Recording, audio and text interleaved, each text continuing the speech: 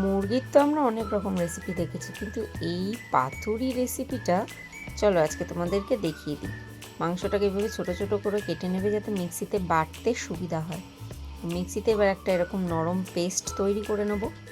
তারপর একটা চপারের মধ্যে পেঁয়াজ, কাঁচা লঙ্কা, ধনে পাতা, আদা আর রসুন, 1 ইঞ্চি আদা আর এই 10-12 কোয়া রসুন নিয়ে একটুখানি ওটাকে চপ করে নিতে হবে। এইবারে কড়াইতে একটুখানি 2টো মিডিয়াম সাইজের পেঁয়াজ বেরেস্তা তৈরি করে নিতে হবে। তারপরে সেই পেস্টটা বার করে নিয়ে সেটার মধ্যে ধীরে ধীরে ওই চপ করা সব মিক্সিংয়ে জারের মধ্যে যেটা দিয়েছিলাম চপ করা সেইটা দিয়ে দিতে হবে। ধনের গুঁড়ো, জিরের গুঁড়ো, হলুদ গুঁড়ো,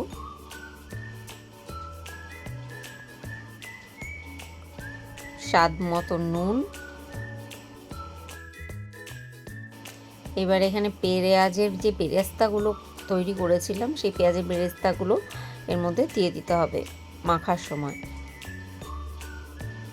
টক দই 2 চামচ মতন টক দই দেব।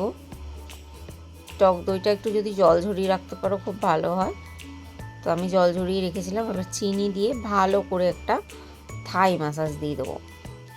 ভীষণ ভালো করে মাখতে হবে একদম, যাতে মশলাগুলো একে অপরের সঙ্গে মিশে যায়। এটা কাশ্মীরি লঙ্কার গুঁড়ো দিলাম। যাই হোক, আমি কাঁচা লঙ্কাটা ওর মধ্যে চপিংয়ের মধ্যে দিতে ভুলে গেছিলাম, তাই জন্য পরে কাঁচা লঙ্কা বাটাটা অ্যাড করলাম। ভালো করে মেখে নিতে হবে। এইবার কলা পাতাগুলো আগে একটুখানি গ্যাসে সেঁকে নেবে, যাতে কলা পাতাগুলো ফোল্ড করতে অসুবিধা না হয়, ফোল্ড করার সময় যাতে ভেঙে না যায়। তো এইভাবে কলা পাতার মধ্যে দিয়ে কোনো রকম সুতো দিয়ে বাঁধার কোনো ঝামেলা করার দরকার নেই। জাস্ট এইভাবে মুড়ে একটা টুথপিক, উডেন টুথপিক দিয়ে জাস্ট একটা সেলাই করে দেবে, ব্যাস হয়ে গেল। এবার কড়াইতে সর্ষের তেল দিয়ে ওই পাতুরিগুলো আস্তে আস্তে ভেজে নেবে। একটু চাপা দিয়ে ভাজবে যাতে ভেতরটা পুরোপুরি সিদ্ধ হয়ে যায়। তো এইভাবে ভেজে নিয়েছি আমি।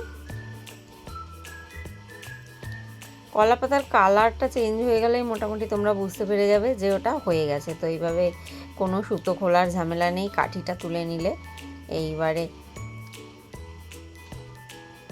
উফ, জাস্ট অসাধারণ লাগে খেতে।